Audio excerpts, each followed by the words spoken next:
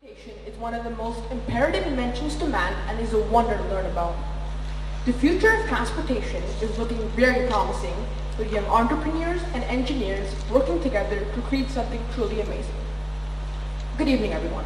I'm Arnav. I hope you're all doing well, and I highly appreciate you coming to this performance tonight.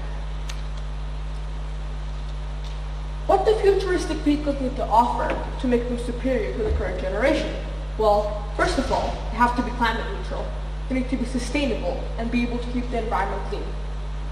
They also need to be fast. They need to be able to move from place to place in a matter of just minutes. And they also need to be safe. Accidents happen, and so these vehicles need to minimize the amount of casualties due to this cause. Well, I think we found a solution to all three of these considerations: the Hyperloop. You're probably thinking, well, what is the Hyperloop? The Hyperloop is a high-speed passenger and freight transportation system.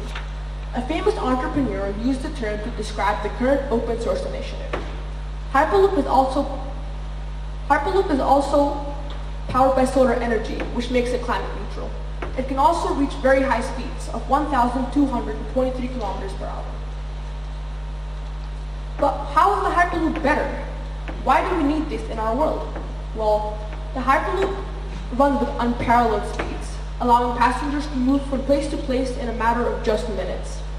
This would allow passengers to have no unproductive time periods. In addition, Hyperloop is not only for people, but also for delivery and freight transport.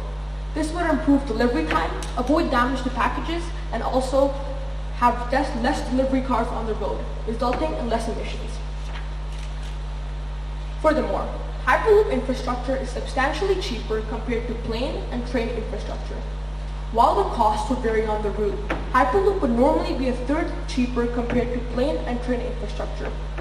It could also remove the pressure of gridlock roads, making commute between cities easier and unlocking major economic benefits as a result.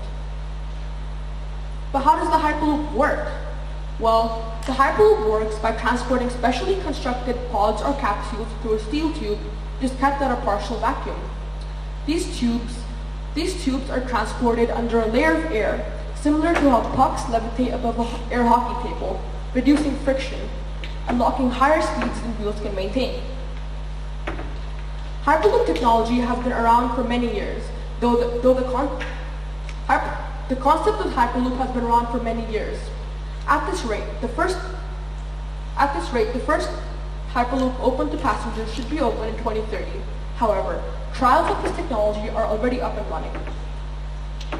It is still not clear where the Hyperloop will be established, but a number of organizations have sketched out routes in the US, Europe, and elsewhere. Potential routes include New York to Washington, D.C., Pune to Mumbai, and Kansas to St. Louis. Here, I've got some statistics comparing plane, high-speed train, and the Hyperloop. While the plane has a high cruise speed, it also has a high energy consumption rate. The bullet train, on the other hand, has a low energy consumption, but also a very low speed. And the Hyperloop, it has a very high cruise speed, yet a very low energy consumption. Bottom line, Hyperloop is the fastest out of all the current modern transportation systems, yet has the lowest energy consumption. But what can we do? How can we help to turn this project from an idea to a reality? By getting to know Hyperloop and the positive sustainable impact it has on all of our lives, I'm sure each one of us are raring to get such amazing public transportation on ground. We thus need to spread awareness and reach out to our lawmakers for a more comprehensive study and implementation plan for our cities. Hyperloop technology offers a revolutionary way of travel. Hyperloop will bring sustainability and faster travel, with potential to disrupt competing industries once operational by 2030. What problems would Hyperloop solve?